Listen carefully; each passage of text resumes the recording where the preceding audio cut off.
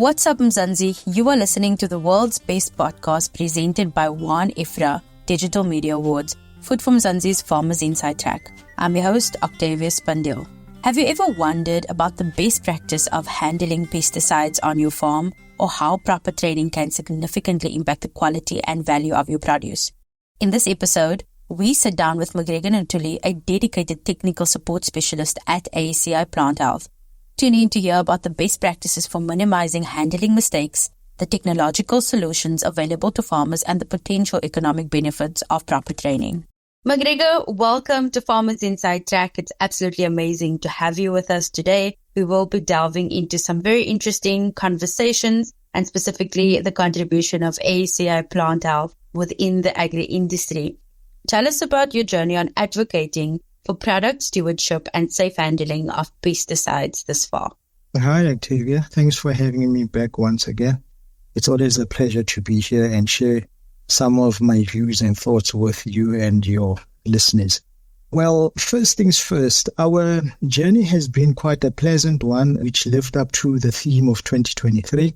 We've been embarking on a journey of excellence, particularly when it comes to our stewardship program, where we've been, advocating for the safe use, safe handling, and safe storage of pesticides amongst everyone involved in this whole pesticides industry throughout the whole value chain. So basically, you would recall that when we had this chat last year, 2023 was mainly about the promises that we were making. It was all about plenary. The first half of the year, we were still in a plenary phase. And then the second half of the year, we shift gears a bit. And then we went into the piloting of our program. So basically what we've been rolling out this program and advocating for stewardship by way of training people who are involved in this pesticide value chain. Now, these trainings I'm specifically referring to, we refer to them as on-farm trainings. Now, please, we need to take cognizant of the word here. We're referring to them as on-farm trainings and not necessarily farmer trainings. Otherwise, if we say farmer trainings, we might create the wrong impression that our trainings are only targeting farmers, which is not necessarily the case. But it's actually targeting everyone who would be keen and anyone who will be able to benefit from this program that we're rolling out. So when I say anyone, I'm speaking of farmers, farm workers, technical persons, crop advisors, distributors, manufacturers, and so on and so forth. That's what the journey has been for 2023. Fast forward into 2024, we then went into full implementation of the program following the piloting that we did in the second half, or rather the last quarter of 2023. And then 2024, we went into rolling out the program on a more full-scale basis. And by doing that, by also applying some of the key learnings that we got from last year. So far, so good, and that's what we've been up to. And which parts of the country and how many trainees have AECI Plant Health reached out to since the inception of your program? As I mentioned once before, AECI Plant Health operates by way of having our business segmented into 7 business regions within South Africa. So the whole idea was for us to, at the piloting phase, to reach out to farmers or farm workers and technical persons and so on and so forth across our 7 business regions. And that is for the piloting phase, so that when we start rolling out on a more full-scale basis, we know that we're doing it throughout the country again, but then we're doing it with much more perfection than what we would have done at the piloting phase. So to get back to your question, how many trainees have we reached out to? Last year at our piloting phase, I think we were targeting 120, and then we ended up having just over 200 trainees, which was a significant number above what we had envisaged. And then this year, we've got an overall target of 650 to train throughout the year. And to this point, we had reached the 250 mark, just above 250, I would say around 260, 262 to be more precise. So that's where we are at the moment, and we're still reaching out some more. I'm quite confident that we will get at least to the targeted number of 650, given the demand that we're seeing, for these types of trainings that we are offering. McGregor, what are some common mistakes farmers make when handling their products? Extremely important question, Octavia, and thank you for posing that question to me. The first and foremost thing is that I've noticed that end users of pesticide products out there, they forget one thing, or they don't understand one thing, and that is the whole pesticide industry is regulated. And one of the common mistakes that people do is that they liken purchasing or using or handling pesticides the same way as you would buy, let's say, a cell phone pouch over the counter, where you just buy a product and what happens afterwards, no one really cares and it doesn't really matter. Whereas in this case with pesticides, one needs to understand that whenever one gets involved or one starts to purchase or distribute or manufacture a pesticide product, and then there are regulations that then follow through that are supposed to be used as guidelines to make sure that these pesticides are handled in the right manner. And so it's not a case where you just buy the thing and then what happens afterwards, no one cares. It's a free-for-all, not necessarily the case. So this is the first thing. It's that people do not understand and people do not know that there is the regulatory part of it and everything that we do is regulated. Secondly, is that after purchasing pesticide products, end users do not read labels whatsoever. And that's one of the biggest pain points that we have. They do not read product labels. And that doesn't happen by and large. There's a greater majority of pesticides users out there who do not read the labels. And by not reading it, it means that people end up not following instructions. And if they don't follow instructions, everything else follows through. And I can guarantee you from that point onwards, the only thing that's going to happen is going to be wrongdoings. However, with the minor majority that actually does do the reading of the label, we've actually found there are further common mistakes that we've identified. And that is those who do the reading are not necessarily able to do the correct interpretation of the label. Some people get lost in terminology, which we think is actually simple enough, to be interpreted or to be understood. But we find that people still get lost in translation, things like withholding period or pre-harvest interval. End users don't know what does that mean, what does it refer to. Compatibility or maybe tank mixing. End users don't know what does that mean and what does it refer to. So the problem is that if people do not understand, some of the terminology, it becomes difficult for them to even apply whatever it is that is in the label. And that's exactly why we're doing these trainings. We're doing these trainings so that we can identify all these common errors. And after identifying, we can address them in the best way possible to make sure that we rid ourselves of all these problems that we see prevailing frequently.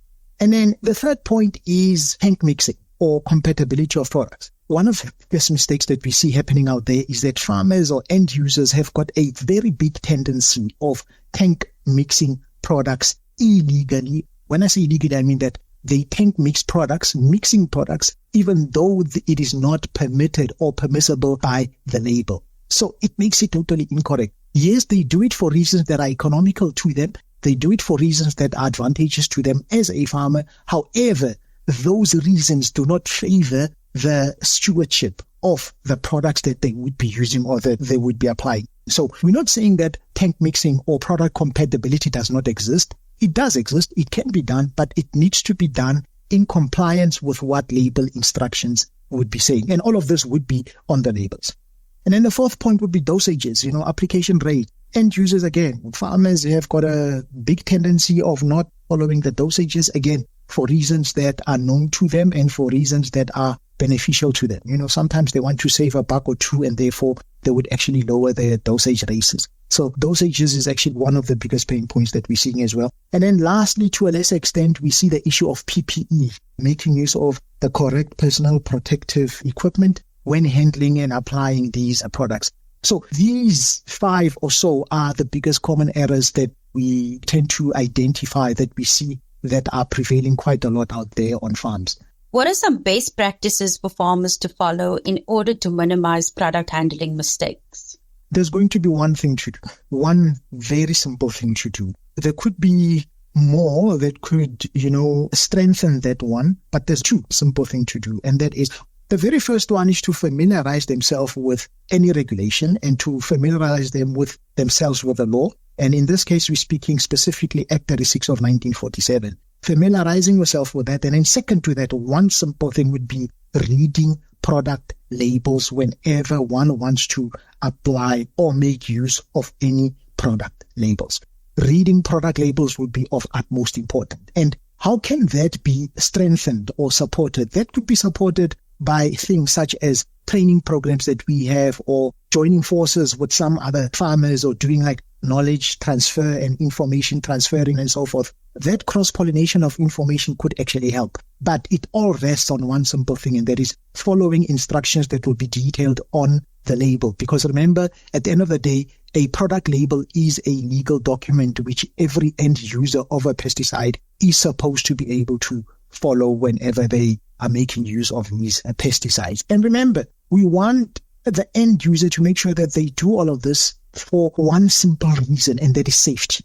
We want to make sure that we promote safety to the end user, the person who actually handles the actual chemical and does the mixing and the application on the farm. We also want to make sure that when they're applying these things, they do so by not harming the environment, everything in the environment, whether it's natural vegetation, whether it's fauna and flora, whether it's farm animals, and so on and so forth. We want to make sure that nothing gets to be harmed. And lastly, we also want to safeguard the health of the consumer as well. So in so doing, we're actually advocating for safety.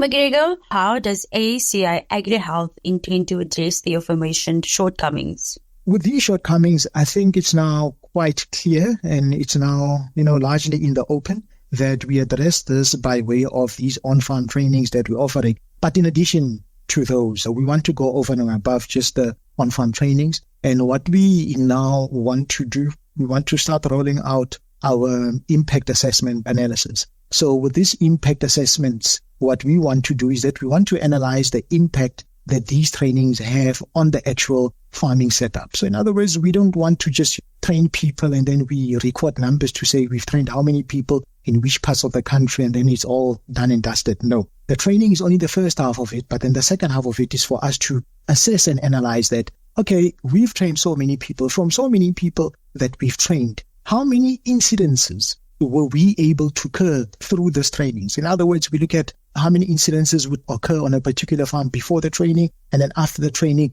do we still have an occurrence of those incidences? Yes or no? And if no, obviously we can give credit to the trainings that we are doing. So over and above, we want to do that impact assessment, and that's what we expect to do. And that's the overall impact that we want to see happening out there. What about the impact on quality and value of the produce?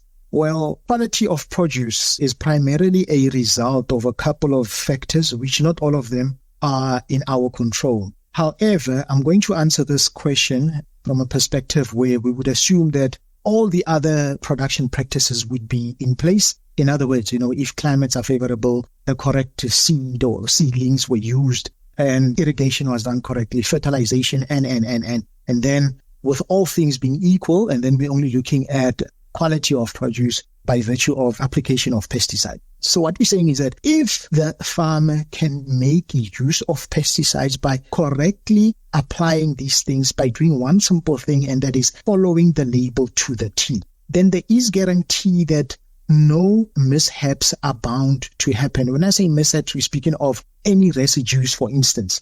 We do know that when one applies pesticides, there are bound to be residue levels of some sort that are going to be on the edible commodity of the foodstuffs.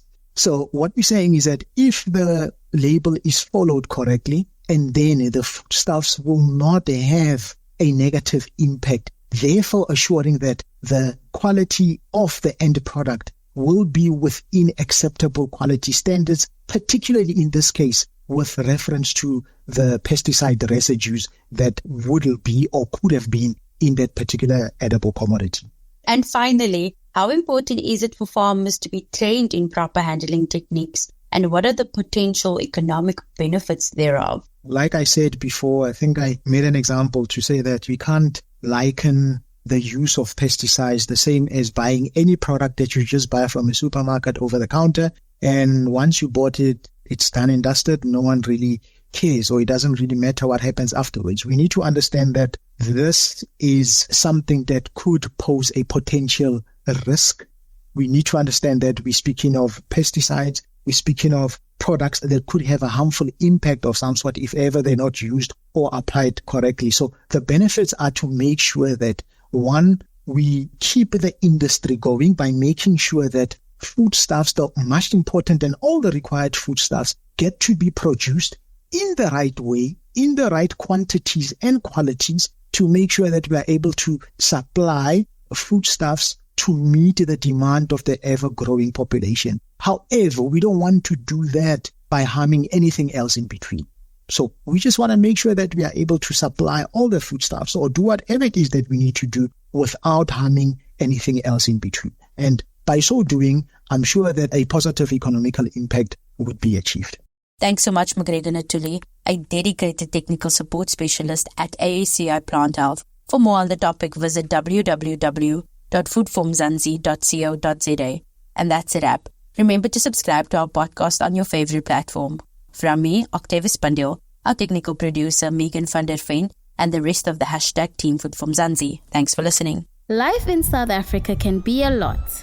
I mean, scroll through Twitter for a minute and tell me I'm wrong.